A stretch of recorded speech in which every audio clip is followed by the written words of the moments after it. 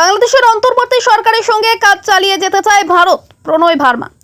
ঢাকায় বিদেশ উপদেষ্টার সঙ্গে সৌজন্য সাক্ষাৎ ভারতীয় হাই কমিশনারের। ভারত বাংলাদেশের মানুষের স্বার্থে অন্তর্বর্তী সরকারের সঙ্গে ভারত কাজ চালিয়ে যেতে চায় বলেই জানিয়েছেন বাংলাদেশে নিযুক্ত ভারতীয় high commissioner Pranay Verma.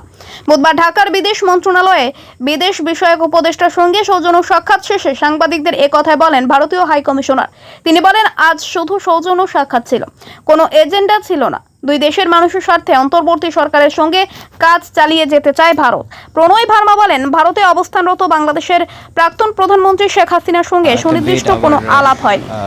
Willingness to closely work with the new government to fulfill the shared aspirations of our people for peace, security and development. Conveyed our willingness to closely work with the new government to fulfill the shared aspirations of our people for peace, security and development.